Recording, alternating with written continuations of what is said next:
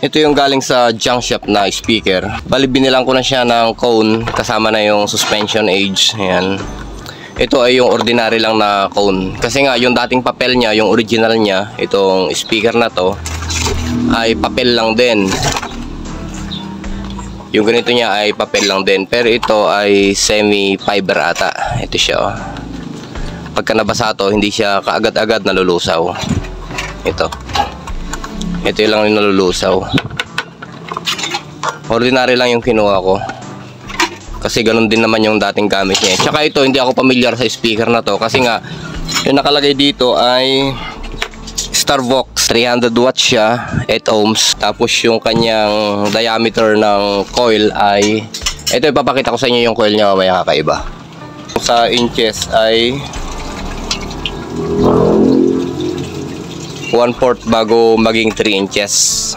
Ayan. Malaki din yung kanyang bilog. Pero ito ipapakita ko sa inyo, kakaiba yung kanyang voice coil. Ayan. Tsaka yung kanyang voice coil din ay hindi siya kahalintulad ng mga voice coil nating pangkaraniwan ngayon. Yung mga napapanood yung iba sa YouTube na nakalabas yung 1/4. Kasi pag nilabas natin doon ng 1/4, wala na matitira. Ayan o. Tsaka ang nipis ng kanyang magnetic wire. Ayan o. Ito yung dati niya kasi tinignan ko muna kung ano nangyari sa voice coil niya. Hindi naman sunog. Kaya papatibayin lang to. Ayan, maganda pa yung pagkakalapat niya. Ayan, pati yung kanyang suspension na ito tong wave type na to.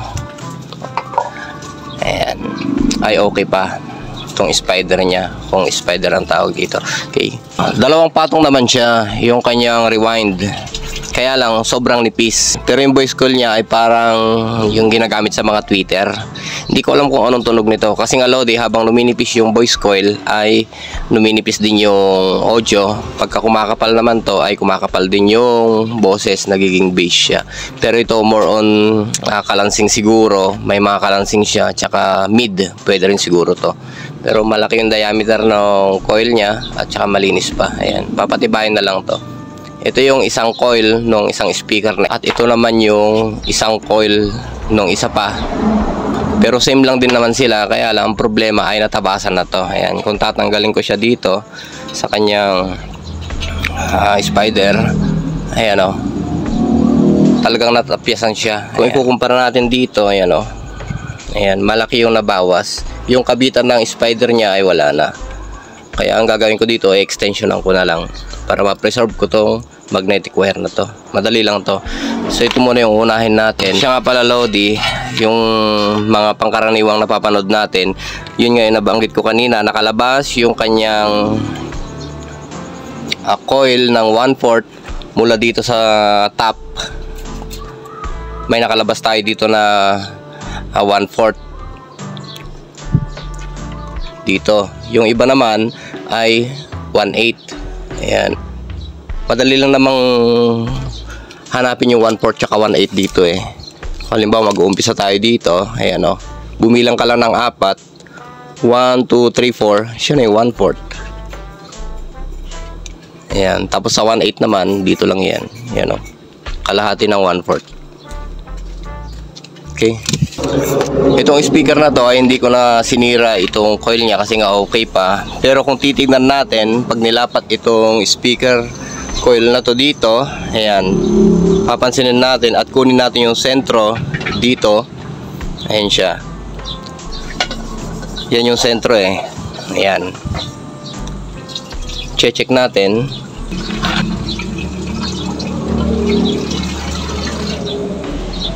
Ito yung tamang sentro ng spider. Ayan, guguhitan natin dito.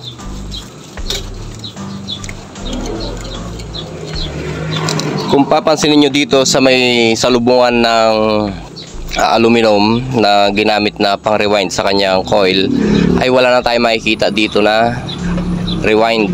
Ayan o, ibig sabihin nakalubog na yung rewind nya.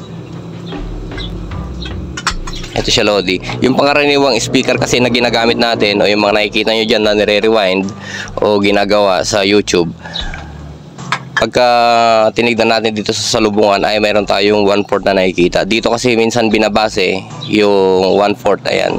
Tingin pa lang nakikita na kung 1/4 or 1/8 yung nakalabas. Yung normal niya Lodi na nakaganyan lang siya. Pero ito, ginuhitan natin siya. Yan yung normal niya. Ito, kung susukatin natin Lodi, yung kanyang coil, mahigit 1/4. Ayan. Ganito lang kanipis yung rewind niya. Tapos yung kanyang magnetic wire ay napakanipis talaga. Pero di 15 itong speaker na to. Ayan. Ayan o. Malaki din yung kanyang magnet. Sa ngayon ay ito yung babalik natin. Kapag nabuo ko, tsaka ako papakinggan kung anong tunog nito.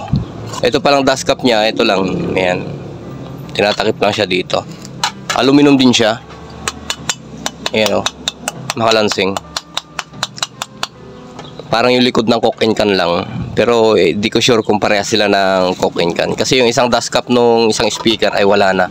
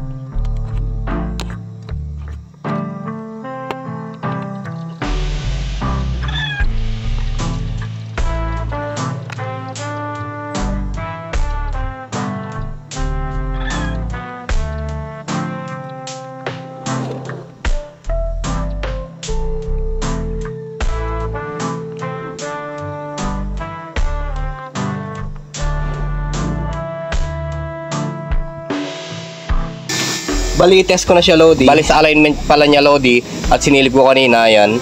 Bali, 0-0 siya. Yung labas ng coil at top plate, parehas. Hindi 1/8, hindi 1/4. Parehas siya.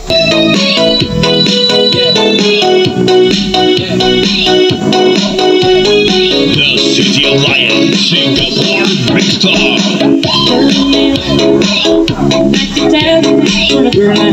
Ayan yung pinakamalakas na tunog niyan. Bali yung coil niya dito, tapos yung top ay pantay.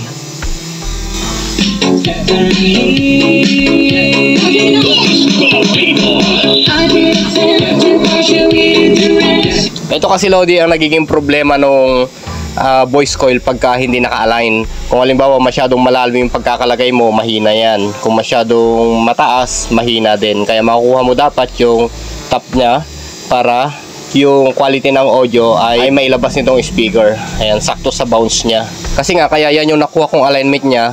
Ibinase ko rin dito sa kanyang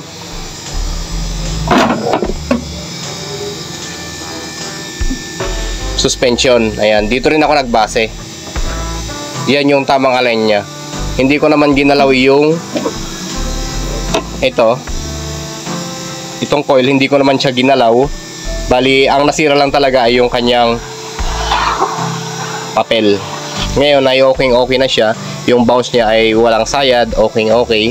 Kaya kung tumunog yan, more on mid siya. Yung bass ay alanganin siya sa bass, hindi siya gaano sa kalabog. Mas matinis yung dating ng audio sa boses, vocal.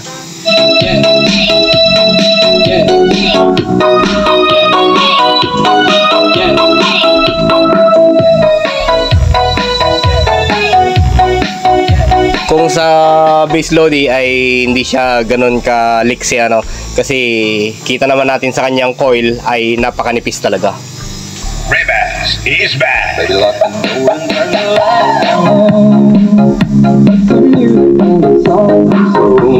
Ito yung klase ng speaker na kahit wala kang tweeter ay may kalansing pa rin na naiiwan. Tapos yung bass naman katamtaman lang, tamang timpla lang yung bass niya at may bass pa rin.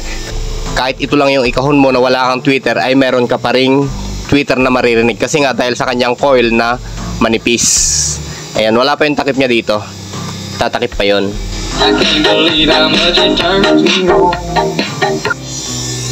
Subukan natin, Lodi. Bali, meron tayong equalizer dito na ginagamit. Ayan. Subukan natin yung volume niya, itaas ng konti.